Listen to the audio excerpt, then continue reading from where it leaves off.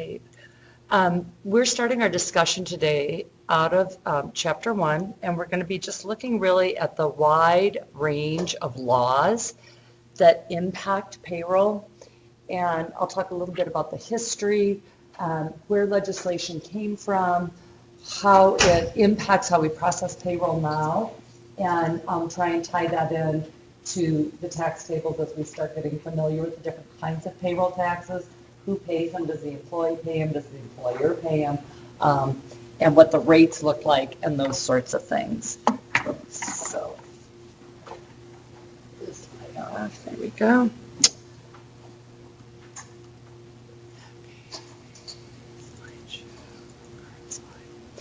So just as a sort of an overview, the payroll profession itself is really gotten to be kind of a niche area in accounting, and it's a very it's a very demanding technically and obviously from a confidential standpoint field, and it's starting to get compensated accordingly.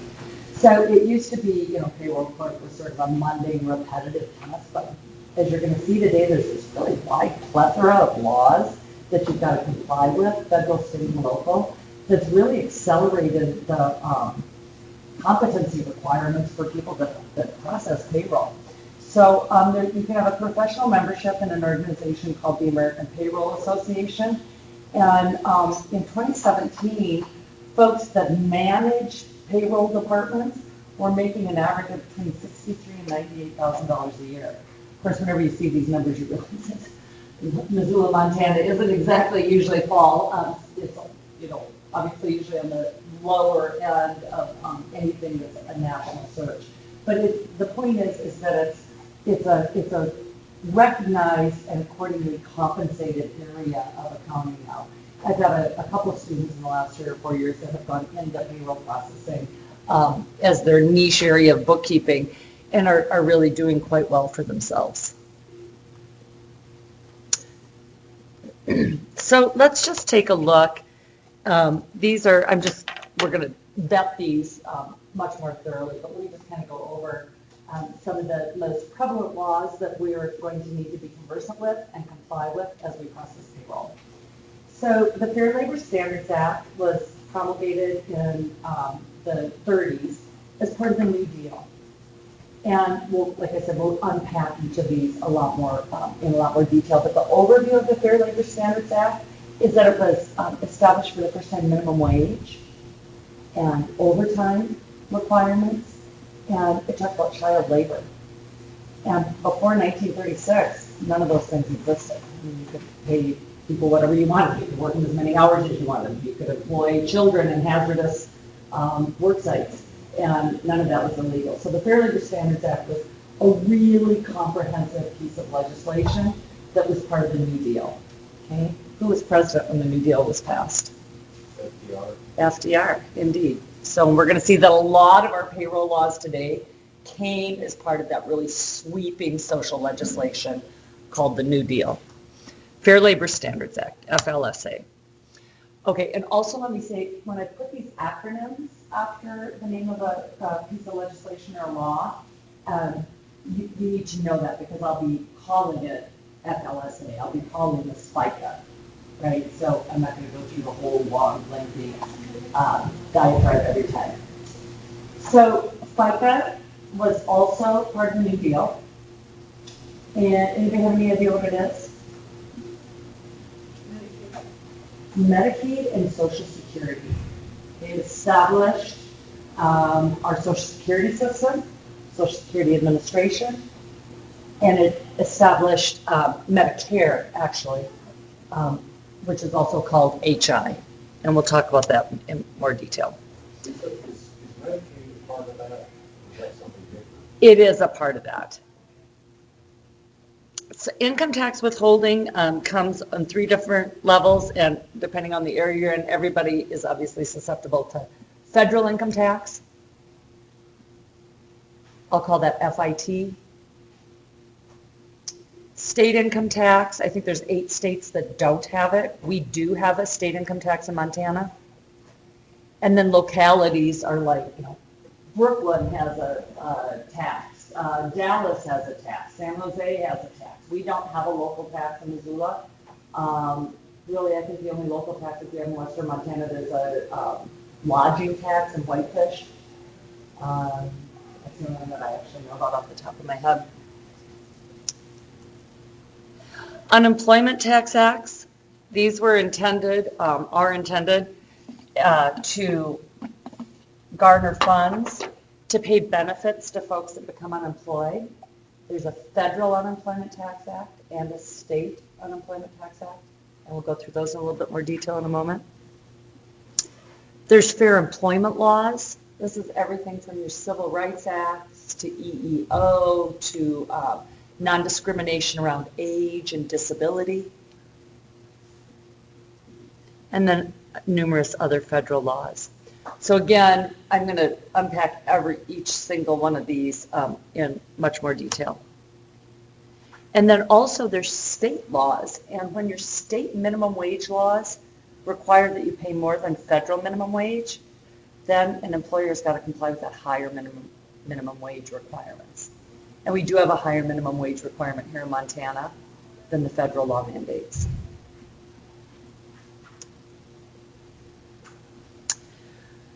Okay, and then this is just sort of a disclaimer. With the new administration, many payroll and labor laws are being altered. And it's always tough to keep ahead of it because obviously you write and publish a textbook, and that's a concrete, tangible, it's not fluid once it's published. So some of the existing numbers and laws that are in the book we're studying from are already obsolete, or have been, not obsolete, have been superseded by new laws. We had the most sweeping tax reform law passed on December 17, 2017, for the first time in 37 years since Reagan's Tax Act of 81. So lots of sweeping tax law changes. Tax law obviously flows down into payroll because that's where we have our withholding taken from. So a lot of these numbers are already really, antiquated.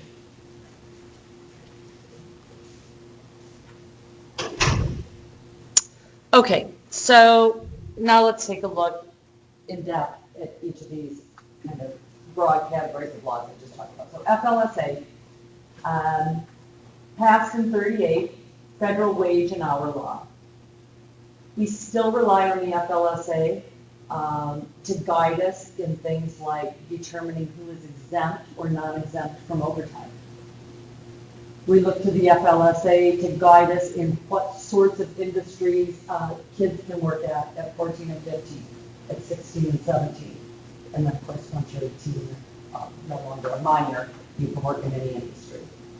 We look to the FLSA to help us determine how long we have to keep payroll records and what the law says about that. So if I've got a wage claim against a prior employer, I come to this class and it's like, wow, I never got paid overtime, I should have. I can go back to that employer up through the statute of limitations and ask him or her to compensate me for the overtime that I believe is owed to me. And they've got to maintain payroll records so that we can have an accurate determination of who should prevail in that kind of a situation.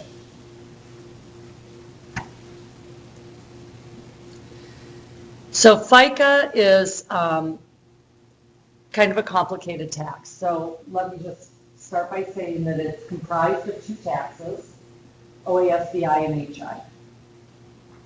OASCI is Old Age and Survivors Trust Fund and Disability Insurance Trust Fund.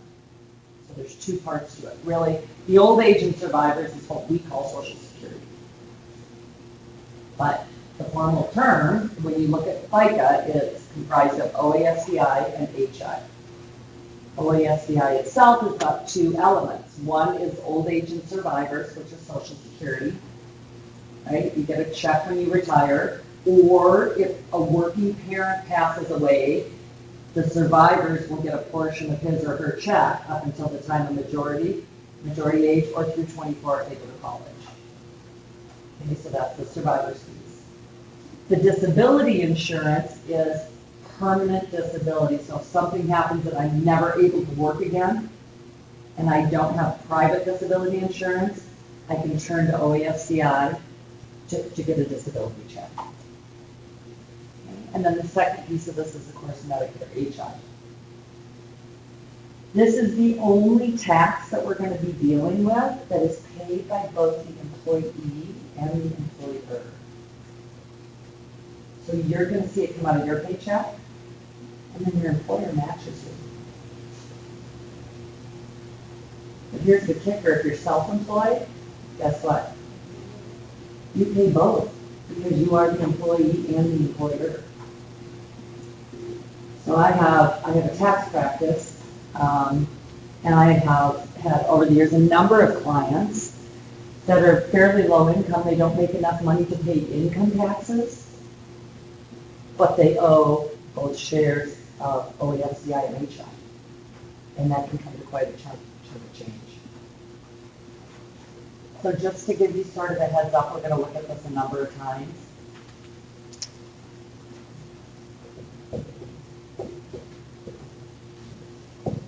But in this situation with both the employee and the employer paying taxes, anybody have any idea, like, approximately what these amounts are?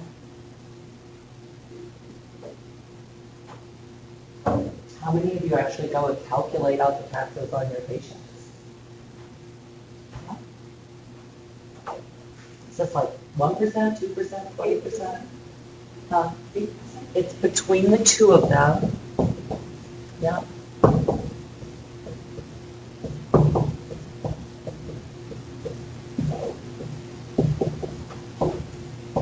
Between the two of you, you pay 7.65%. Yep. And then the employer matches that. So you can see, for every dollar you earn, 12.4 cents is going into the Social Security system.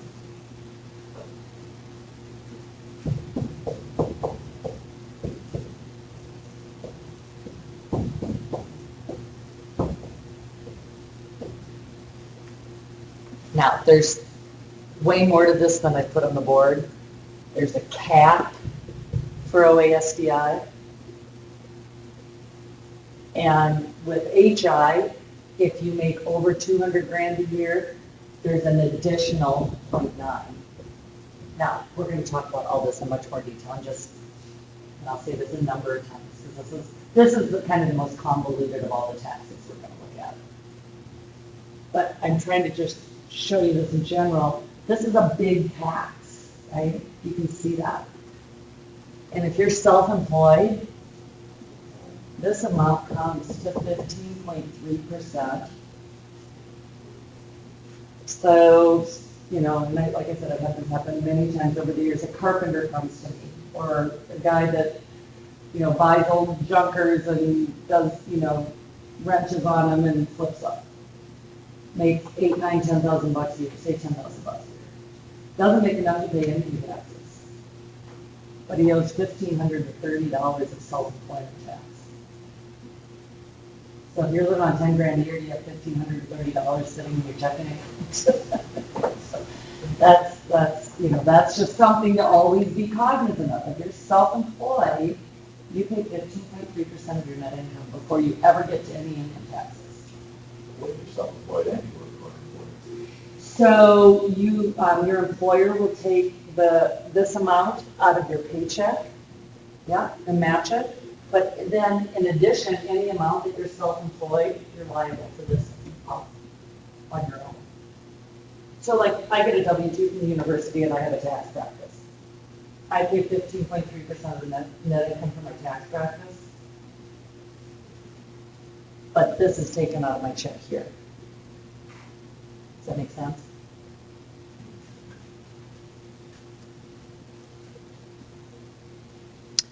So income tax withholding, you pay income tax on your gross earnings. In this country, we have what's called a progressive tax rate system. And the brackets that are in your book are all superseded by the TCJA, which was what It stands for Tax Cut and Jobs Act. It was passed on December 17, 2017. And it brought down the percentages on the brackets. But for individuals, it's a very short-term law. It's going away. It's starting to grandfather out and it goes away in 2023, but all the tax cut for corporations were made permanent. So it's a little bit, if you don't really understand tax law, it looks like, oh, yay. But it's mostly, oh, yay for corporations. We do have temporary respite as individuals because our brackets have come down. The percentages that we have to pay on each dollar of gross income has decreased. That's absolutely a fact right now. But that's sunsets in 2023. In Montana, our state income tax is also progressive, but much, much less than federal taxes. And I'll show you the rate schedules when we put up the tax tables. And we don't have local income tax yet.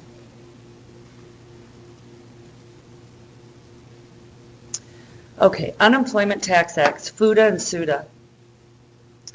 FUTA is solely an employer tax. Only employers pay it. And it's a really small little tax.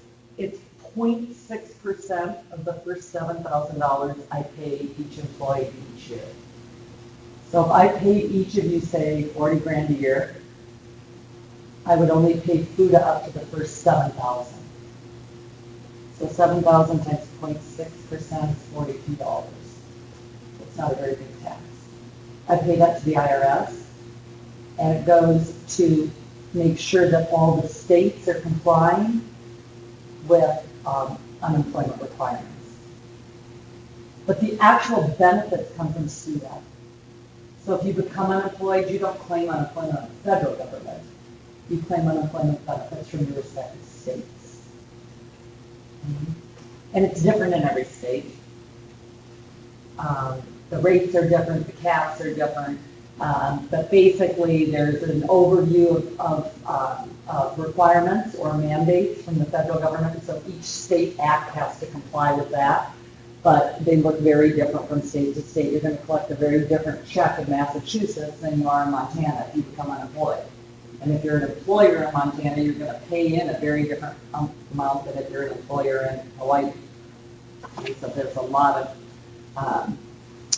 of diversity in how the actual acts look. Okay, fair employment laws again are aimed at creating equity in the workplace. The mother lode of all laws, of course, was the Civil Rights Act of 1964. Who signed that? Yeah, and it was crafted by Kennedy, but he died, and LBJ signed it, and it was a very, very, very contentious piece of legislation. In fact, if you've ever seen done any reading on the biography of LBJ, it was essentially when the southern states walked from the Democratic Party, was the signing of the Civil Rights Act. And what it basically said is you can't discriminate in hiring, firing, promoting, or compensating. In other words, essentially everybody is treated equally regardless of gender, national origin, race, religion. I guess I could just read it instead of trying to rattle them off, or color. And this was super, super controversial 50 years ago. Yeah, if you have some time, watch I can't remember the name of the biography on LBJ. Absolutely fantastic. So, Title VII of the Civil Rights Act.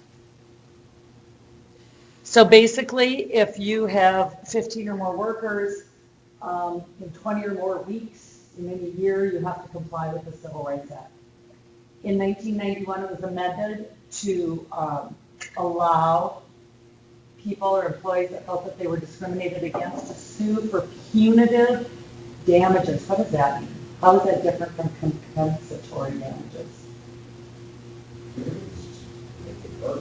Yeah. So if I sue you for compensatory damages, it's like you discriminated against me as a woman. Yes. Compensatory is just like He was making 50 grand a year and I was making 43, and I can prove that it's because I was a woman.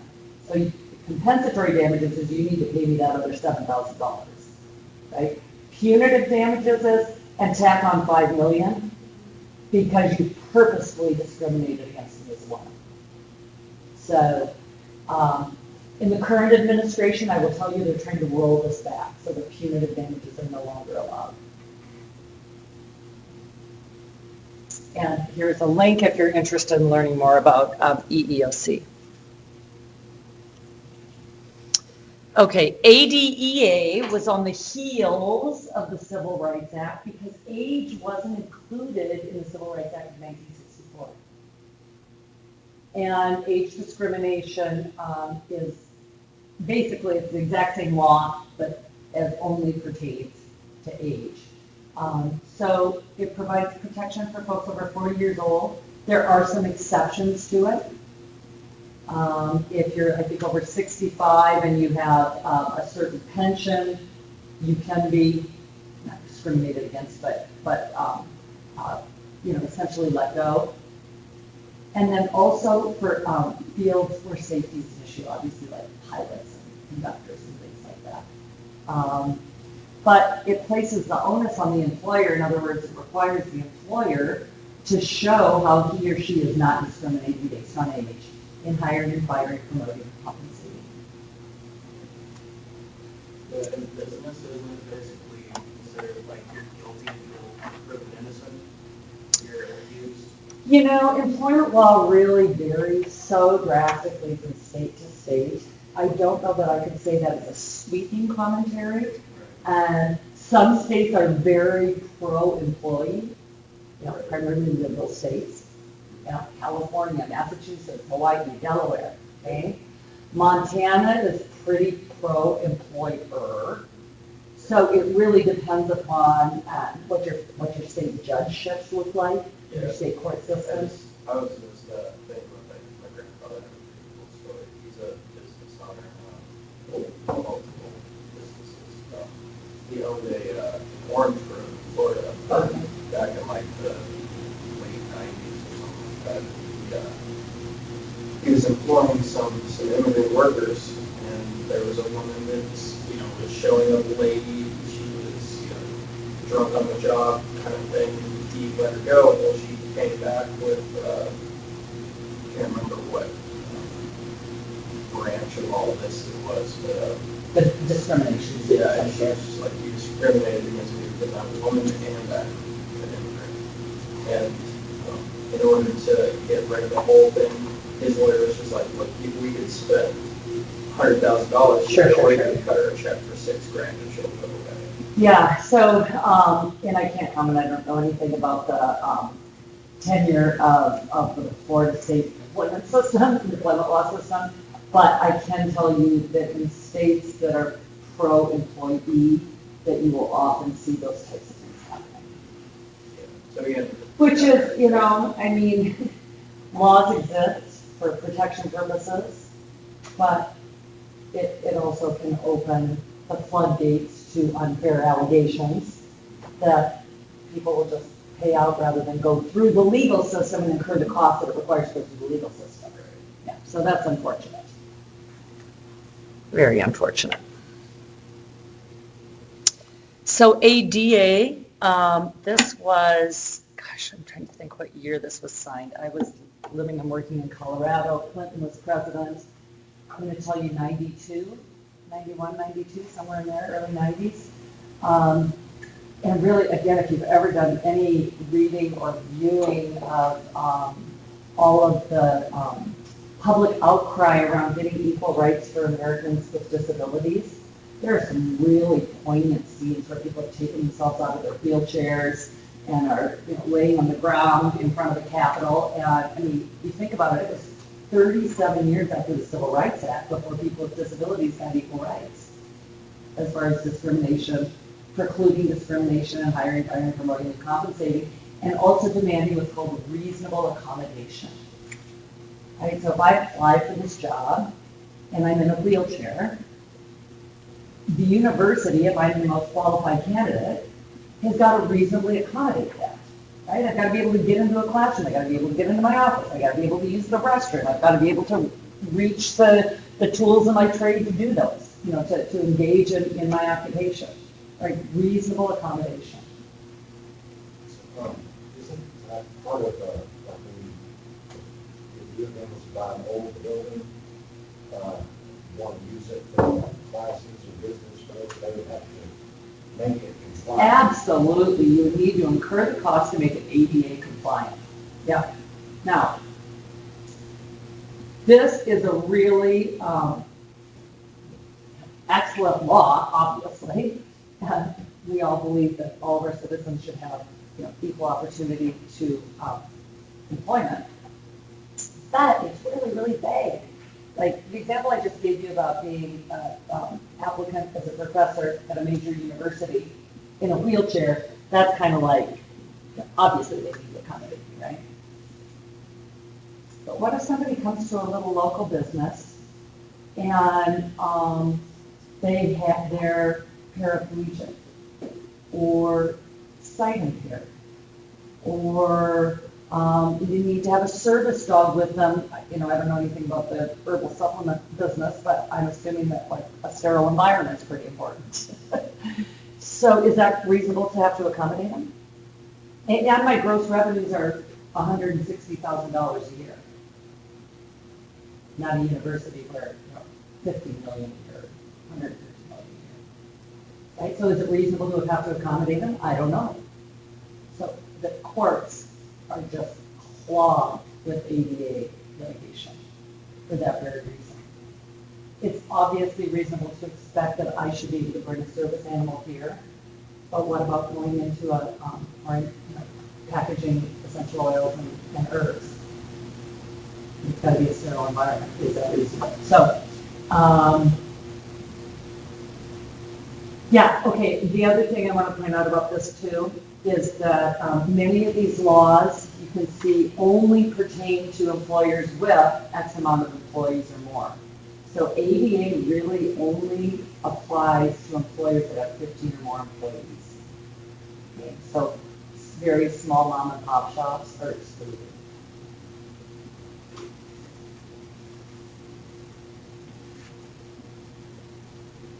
Okay, this has got a big old long title. Federal Personal Responsibility and Work Opportunity Reconciliation Act of 1996. This was also when Bill Clinton was president. And most of us will refer to this as welfare reform. Some of you are so young, you probably don't remember this. But it was a hugely controversial and provocative piece of legislation that essentially ended the welfare system as certainly what I had grown up with, or what we had known between the New Deal and the passage of the Personal Work Responsibility and Work Opportunity Reconciliation Act. So it required things like to continue to receive quote-unquote welfare checks, you've got to be doing some sort of volunteer work or some sort of community work, or you've got to be engaged in additional training.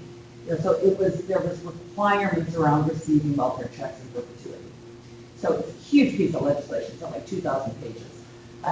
But the point that the part of it that impacts payroll is there was a lot of poverty research done in crafting this policy, obviously, crafting this piece of legislation. And not surprisingly, one of the things all this this research on the chronic causes of poverty in America was the fact that in single parent families, the absent parent was oftentimes delinquent in payments, right? We all probably got life examples of that, right? So what this did for the first time was preclude people from leaving the state that their kids were in and getting out from underneath child support. So prior to this, if I say that I left my kids in Vermont with my ex-husband, and I moved here and I was supposed to be paying child support in Vermont, there was no cross-check, right?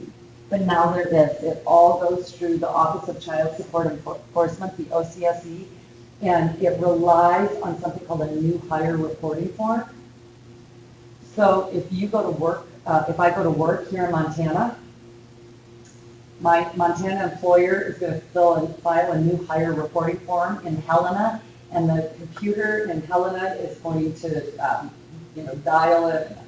but is going to connect with the database at OCSC in Washington, D.C., and it will immediately connect that I'm delinquent with my child support payments in Vermont, and garnish my wages in Montana, and get my delinquent payments to my spouse and ex-spouse and kids in Vermont. So this piece of legislation, the welfare reform piece of it, isn't, I mean, it's applicable for societal policy and cultural shifts, but it's not really applicable as far as like payroll itself, processing payroll. But what you do need to know about it is this is something now that you have to do as a payroll processor. You have to file a new hire reporting form and get it to Helena. IRCA, Immigration Reform and Control Act of 1986. This was signed into law 86. That would have been Reagan. Right? Yeah. Reagan? Yeah. 88 and Bush Senior. Yeah. Okay. This was the first time really in America. So this is what, 32 years ago. This was really the first underpinnings of immigration control, essentially, in this country. It was the beginning. I'm sure most of you young folks, you've always done an I-9 your whole lives. When you go in, the first thing that you have to do is produce either your passport or social security card or your driver's license to prove that you are authorized to work in the United States. But I mean, I was heading to grad school in 1986. I probably already had 15 jobs. And before then, that was just not an issue. You just did a W-4. So now, obviously, when you go to work, you've got to complete an I-9 within 3 business days of employment. And there's more and more onus on the employers. And there's very hefty fines if you're not complying with not validating, you don't have to authenticate it, but you have to do a scan for reasonableness. So if you come in and you show me a passport, you're a 6'2" blonde woman in the passport, I mean, I'm not authenticating it, but I'm checking it for reasonableness that the documents you're submitting to the I-9 look, reasonable.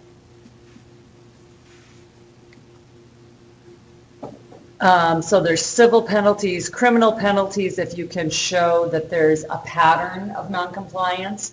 And then if I want to, as an employer, cross-match, and again, I'm not responsible for cross-matching, but I can cross-match now using this new system called E-Verify with the Social Security Administration. And if I want to do that to protect myself, I may very well be doing that. And if I hire lots of immigrants in the kind of organization I run, if I have a meatpacking plant in Iowa or Orange Grove in Florida, and I employ a lot of immigrants, I probably am going to be using this E-Verify system as a protection that I'm doing my due diligence as an employer. Okay, FMLA, this was another piece of legislation that Clinton signed that was a very important piece of legislation. And again, most of you, like you young folks, you've always had this in place. I can tell you at the stage of life that I was in when the FMLA Act came in, was, really saved my butt a couple times. What it guarantees is that if you need to go take care of a parent or a child or a spouse, or you're adopting a child, that your employer has got to provide you up to 12 weeks of unpaid leave to do that, and retain your job and retain your health coverage. Okay?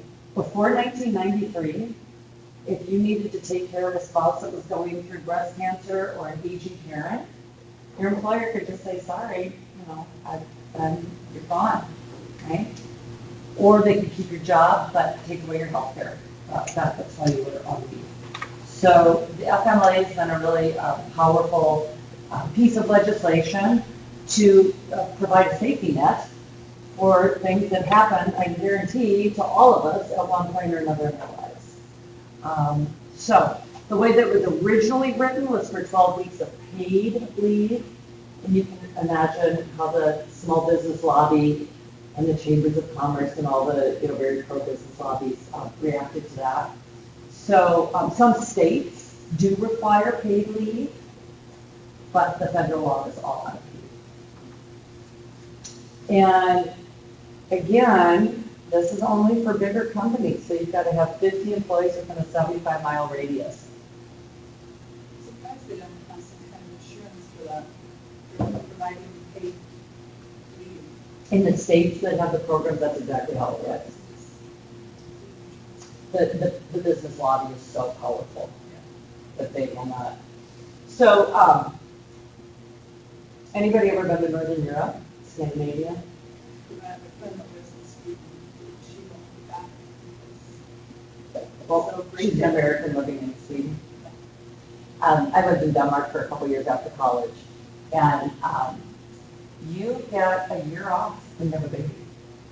And they've done all sorts of longitudinal studies on it, and the decrease, just everything from the increased health of the baby, the increased mental well-being, and the productivity upon return of the parent, the long-term ramifications, educationally and culturally, in the penal system, and it just goes on and on and on. And we're not very good in this country about looking at the long-term ramifications of policies. We're all about, let's make the buck today and deal with whatever happens next. Sorry. It's a paid year off. Yeah. It's the your spouse. Yeah. Yeah, and the other thing is too, so this was the first time we really had the idea of paternity leave in America.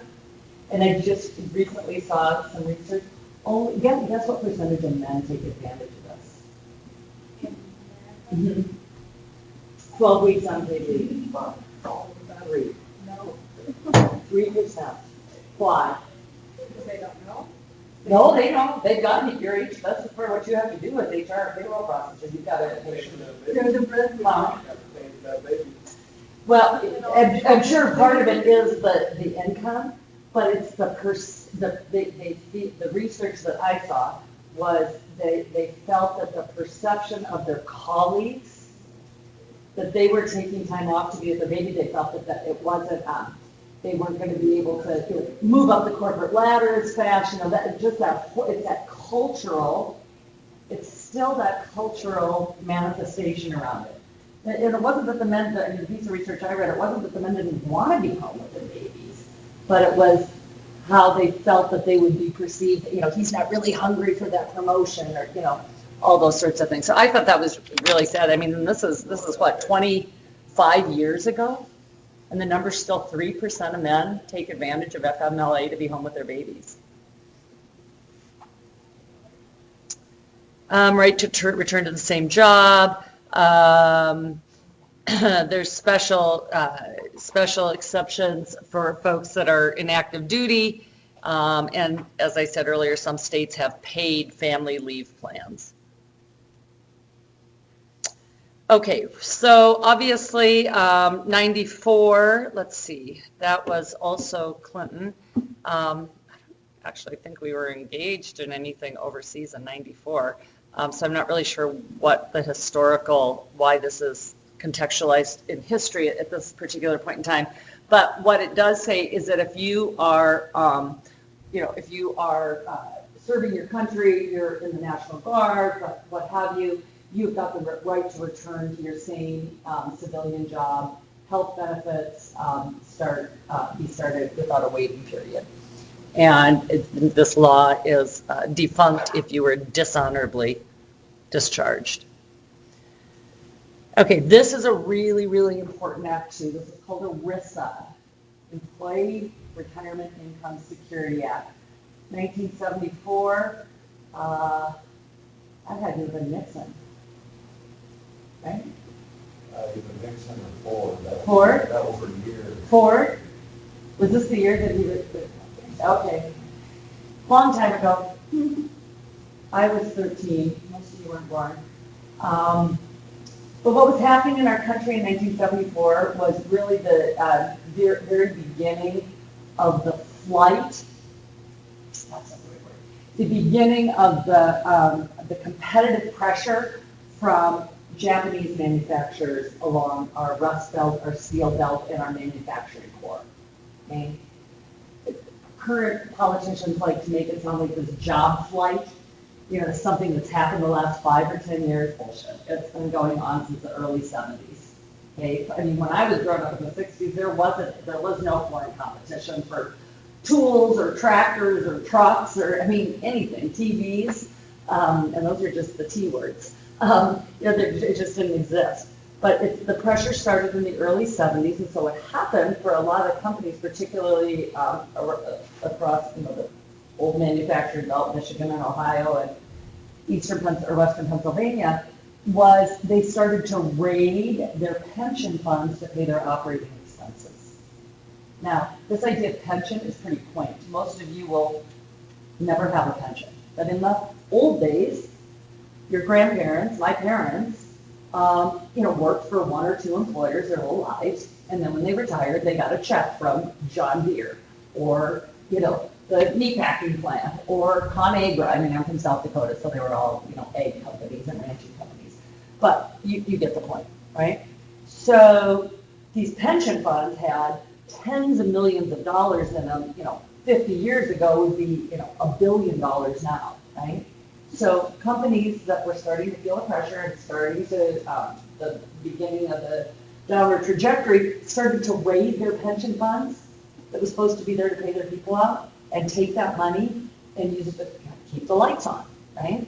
So ERISA was established in response to that, and it said a couple of really important things, which are these 2 bullets. The first thing is that you can't take the money that you've promised to your people and just keep it in your own checking account or bank account. You've got to give it to a trustee, like a savings and loan, or attorneys that have formed a joint venture as trustees. So you've got to send the money that you're going to pay out to your people later to somewhere else. And they monitor that pension plan, and they invest it accordingly.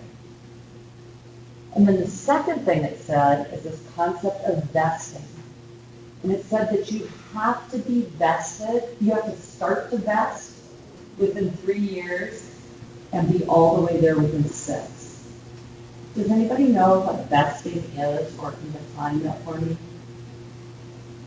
And you're entitled to 100% of it? It means you're entitled to the money the employer put into the plan.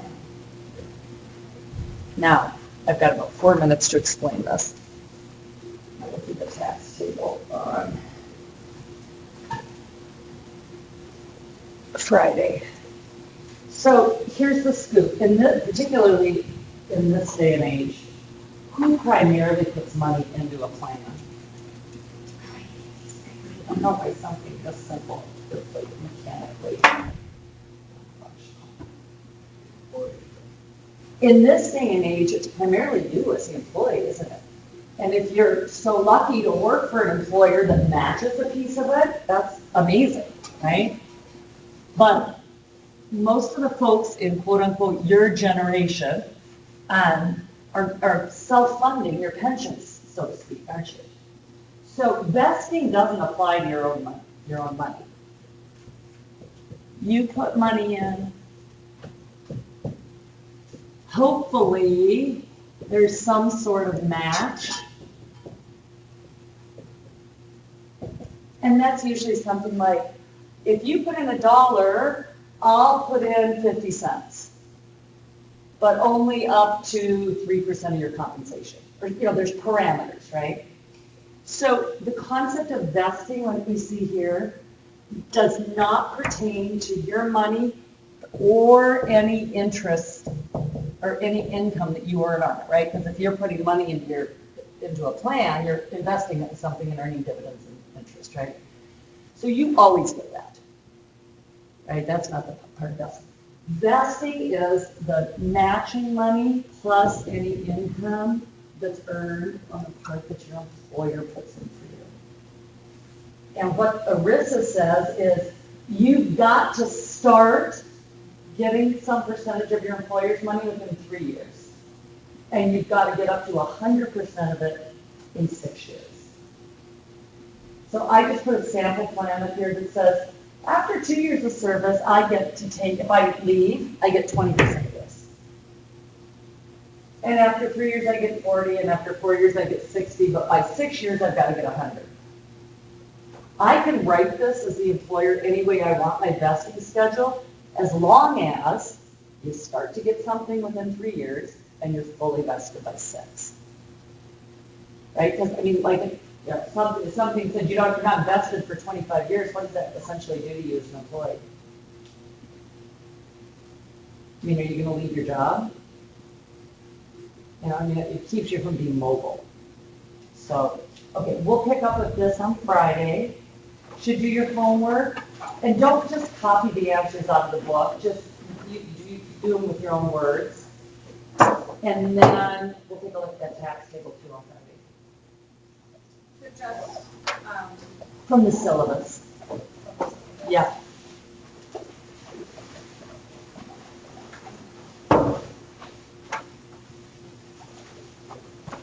Have a wonderful day. Hope you can get up and enjoy the sunshine later.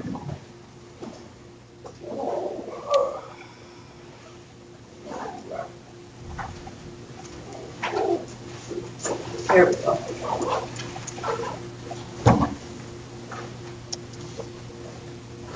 Lisa, I'm going to